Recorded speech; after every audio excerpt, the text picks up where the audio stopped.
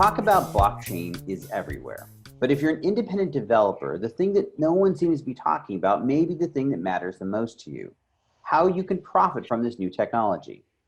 Hello, my name is Charles Rajo, and I'm principal analyst with industry analyst firm Intellyx, and I'm an author, speaker, and futurist examining the future of technology and its impact on the world around us. Today, I'm here with Daniel Riddell, CTO of Cadoodle.tv and ambassador with blockchain pioneer DECENT, to dive into this meaty subject as we discuss where developers are finding opportunities in blockchain, how they're doing it, and where things are headed. Buckle in. I have a feeling this is going to be a fast and furious conversation. Daniel, welcome, and thanks for being with me here today. Thank you for having me, Charles. It's great to be here. So before we get into the how, I want to tackle the why, right? Why is this even something that developers should be paying attention to and investing their time and energy into? How big is this opportunity really? It's huge. It's transformational. So, blockchain technology is one of the greatest emerging technologies of today's age. It's right up there with artificial intelligence. It's really the layer that's going to allow for interoperability between different digital systems and creating trust while maintaining that interoperability. So it's a great tech. Totally botched that. All right, let's just do your, we'll edit it in. So just go ahead and do your, let me pause this really quick. Just go ahead and I'll re-give you the part of it, but JE, don't use my question, just use his answer. All right, here we go. So why is this even something that developers should be paying attention to and investing their time and energy into? How big is this opportunity? Well, it's transformational, Charles. It's one of the biggest emergent technologies out there. It's right up there with artificial intelligence. Blockchain or distributed ledger technologies are going to be the means by which we have trustful interoperability of different digital systems. So whether we're talking autonomous vehicles or real-time billing on power grids, it's the blockchain technology layer that's going to take us there. So I know you're a blockchain advocate, but it's important. You actually use this technology yourself. So how do you rank it or compare it to other opportunities that a developer might have in front of them, different ways they could go? Yeah, I mean, there's all sorts of different ways to skin a cat, so to speak. And I think that, blockchain is one of the best ways today to create systems that have transactional value amongst third parties. So with Cadoodle TV, we're integrating blockchain to provide trust to our advertisers and our content providers, because our content providers get paid on the basis of how many ads get inserted into their content. So, if we just generate the reports ourselves as Cadoodle TV and we share these reports with all the different parties, we have the freedom to change them and alter them as we like. If we build a system that integrates blockchain and uses blockchain as the point of reference for these reports, then there's just natural trust within the system. Got it. And so, I mean, are you really seeing this starting to translate from like a salary perspective? I mean, is that part of where this thing is going then? Sorry, from a salary perspective? Yeah, okay, sorry, Jay, I'll ask the question again. I'm just looking through your notes. You were talking about companies that make money, pay huge development salaries, most blockchain don't. So you seem to want to talk about the salary question, so I just wanted to tee that up for you. I thought it was in the question. If they were asking about, the opportunity. And then I kind of posed the question, maybe clarify opportunity. Opportunity is different to everyone. Are you meaning greatest salary, greatest long-term potential of employment, or the most rapid? Yeah, and that was in the next section. So if you're okay, we'll just go ahead and move on then. Sure. If you're okay with that answer. Yeah, maybe we'll just, yeah, I think. Okay, so sorry, JE, we're going to pick it up right here. Okay, fair enough. So it's a big opportunity, it's real, it's happening, but as we discussed, it's also this big open space. It's a term that means a lot of things. There's lots of ways you can try to step into it. So if I was an independent developer, the next question I'd be asking is, well, where should I focus my attention? Where are the real opportunities in blockchain, and what do they look like? Yeah, I think the real opportunities in any kind of emergent technology today are reinventing the existing technology, so to speak. So, you know, it's not that we're inventing an automated car. We're reinventing the car that you drive as a person to a car that you drive with a computer, right?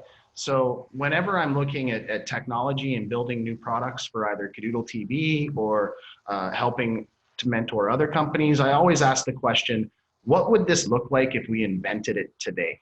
You know, what would we integrate today that wasn't there 5, 10, 15, 20 years ago that would make this a much better and more scalable and more saleable product? And the answer many times today is blockchain technology.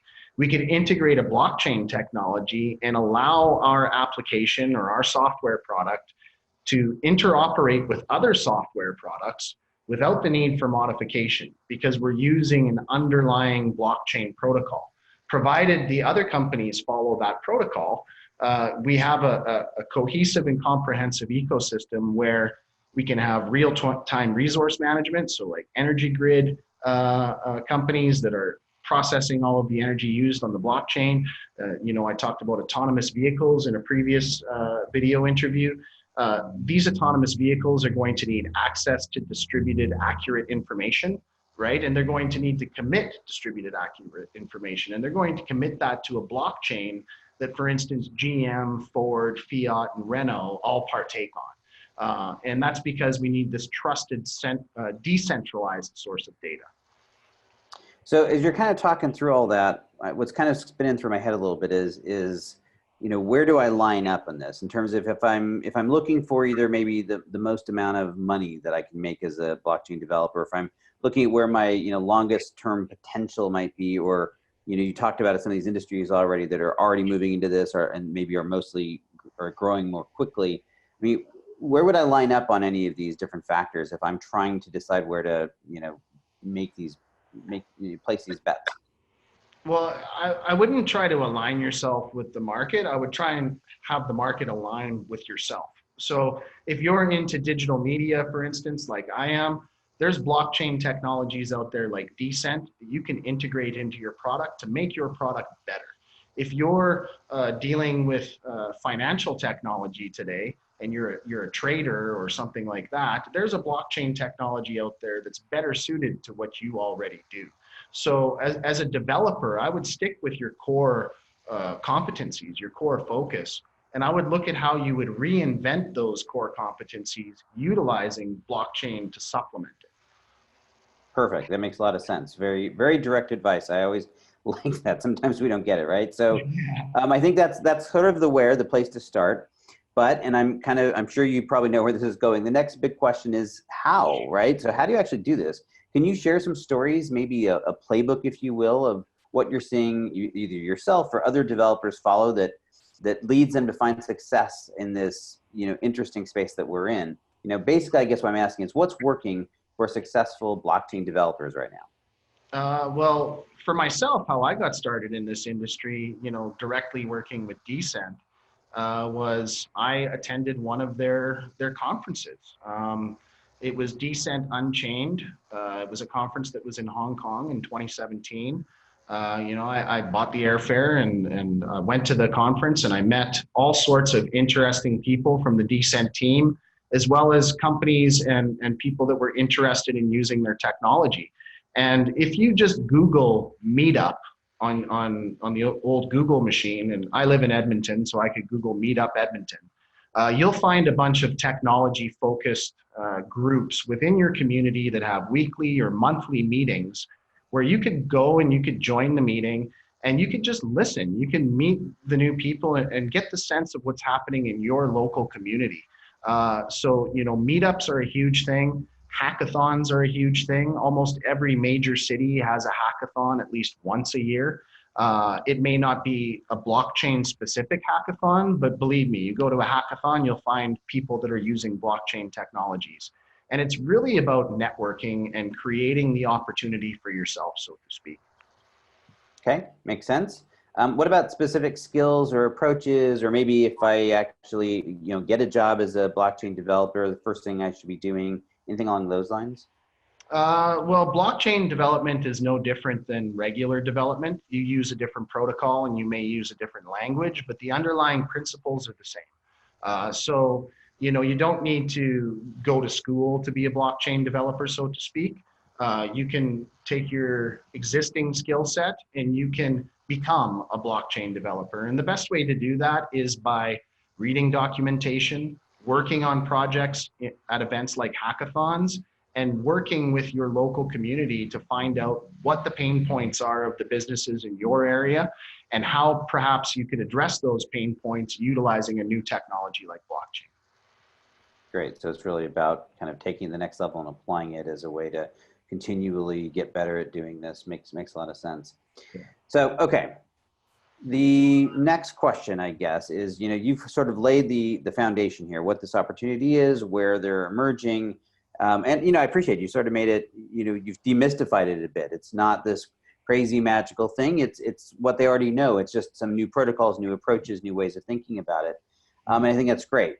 But as we've talked about already, this is a really fast moving market. And so not only is it important to understand sort of where it's been, and that's great, but also you need to understand kind of where things are going. And, as the great Wayne Gretzky used to say, right, be able to skate to where the puck is going. So I'm not expecting you to be able to predict the future with certainty this is where it is, but I'm sure that the developers that are watching this would love to hear from you, someone who's in the middle of all of this, where you think this is all headed and how it might impact their opportunities in the future. Well, firstly, I got to say I love Gretzky. I'm from Edmonton, and I was born in '79, the year that the Oilers came to town, and Gretzky started his career, and I watched him lift 4 Stanley Cups here as a kid. So definitely knew where the puck was going to be. And with blockchain, it's really hard to predict where that puck is going to be. I don't think you can pinpoint any one particular area or focus, but we're going to see the widest and biggest adoption of blockchain at the enterprise level, firstly. So I'm not expecting that everybody's going to be out there and paying for their groceries with Bitcoin within the next 5 years. But I do think that we will have complex problems which need to be solved, which will involve blockchain technologies. One of the examples that I often refer to in my speeches is the power grid. When you turn on your lights, you're not being billed in real time. You get a bill at the end of the month and you pay that bill, hopefully. In the future, that is not going to be the case. I mean, you will be, your blockchain account, if you will be integrated to the electric company or the utilities account. And as you use resources, you will be charged in real time for those resources. I think that that's a huge transformational shift that's going to happen in society over the next, call it 10 years. Another big focus is in automated movement of vehicles, so automated transportation. There's going to be a need for very large distributed data sets to be accessed in order for this technology to be safe. So I see blockchain being used there. And of course, financial technologies, fintech. So blockchain is already in use today by certain high-level banks for settling international wire transfers. So these are just some of the areas that we see blockchain stepping into. But the one that strikes closest to home for me is digital media. There's often been a problem with piracy in the past, and I can have a file on my computer and I can share it with you, Charles, and I've broken the law and some content producer has lost an opportunity to make money. With DECENT's blockchain technology, essentially the media becomes the money.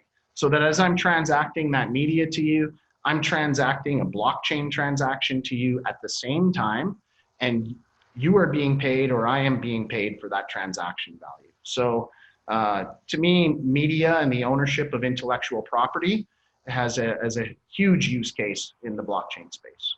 So translate this for me though, right? So as a developer, and I'm hearing that's sort of where in the broad strokes of the industry, that's where blockchain is going. What does that mean for me? What should I be doing to be a part of those different futures or potential futures? Yeah, well, I mean, if you already have some basic blockchain development skill sets and you're a competent developer, I would just reach out to these big industries in general and get your face and your name out there. I talked about hackathons and attending hackathons earlier. That's great, but I mean, if you're in or want to be in the energy industry, for instance, and make a splash with blockchain, then you should be going to the energy conferences, because I guarantee you that there will be a panel or a speaker at that energy conference who is talking about exactly what I just talked about. And you could approach that person after his or her speech and you could say, hey, like I'm this developer and I want to work with you. You know, I really like what you had to say. And the community at this point is very accepting of that type of person and that type of attitude. You know, 5-10 years down the road, when it's more mature, I think it will be harder to break into than it is today. And just very quickly, before we move on to the next kind of area here, specifically, when I think about any technologies, are there any of those that I need to be very concerned about that are going to be a part of no matter which way the future goes? Well, I think no matter which way the future goes, your overall development philosophy as a developer should be microservice oriented. With Cadoodle TV, it's the product I'm most familiar with. It's a number of microservices which are coupled together.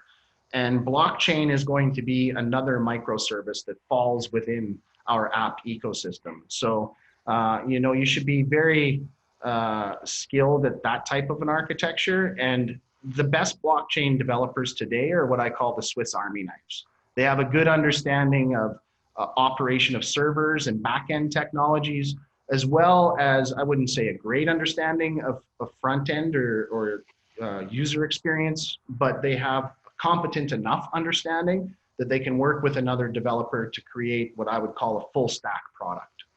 Yeah. Got it. Okay. Makes a lot of sense. Okay, perfect. So as we start to wrap this up, I always like to bring things a little bit closer to the ground, so to speak, right? When you watch a video like this, it's easy to get caught up in all the possibilities. And, you know, I think it's essential, it's important, but it can sometimes be difficult to translate that into a concrete action plan, so that, you know, something that you can actually go do something with. And so I want to get down to kind of the brass tacks as we, you know, have our last few minutes here. Given everything we've discussed today, what is the action plan that someone watching this video should follow to translate these ideas into profit-making reality for them? Can you break down maybe a series of steps that they should maybe go do as soon as they finish watching this video? Sure. So first and foremost, Google Meetup for your area. So in my case, Meetup Edmonton.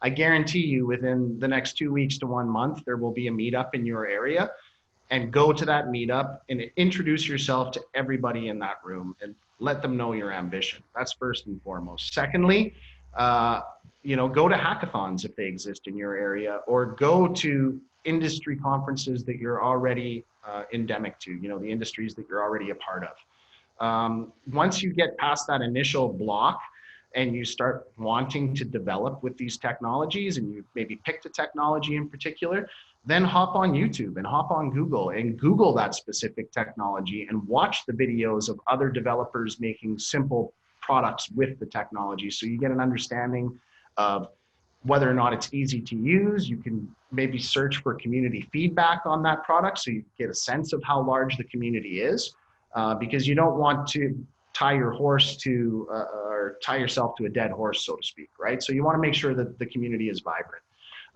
Once you've done those few things, you will find that opportunity starts to create itself. So it's a very new community right now. It's a very emergent technology, and the community in general is very receptive to newcomers. So it's not like you're going to get the cold shoulder when you go to one of these events. Everybody's very approachable, and you'll see a presentation that really sticks to you, so to speak. And go up and talk to that speaker afterwards, you know, change a business card with them.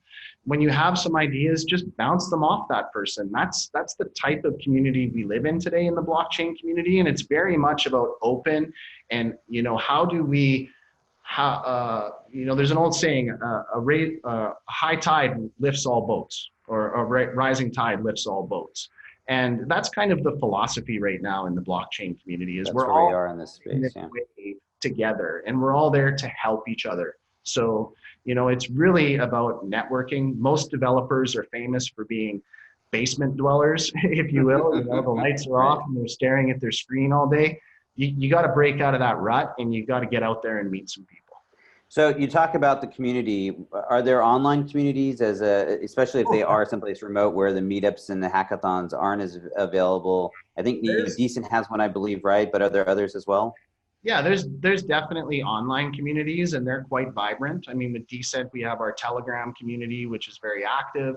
But what you find in a lot of the online communities is you find a lot of flamers or spammers that are in there just worried about the token price, you know, and if the token price isn't there, they could care about the development or product goals, and they tend to hurt the overall ecosystem. And our moderators do a great job of filtering out that type of attitude, but it does exist, and you just need to be aware that it exists and try and stay on the positive side of the coin, so to speak.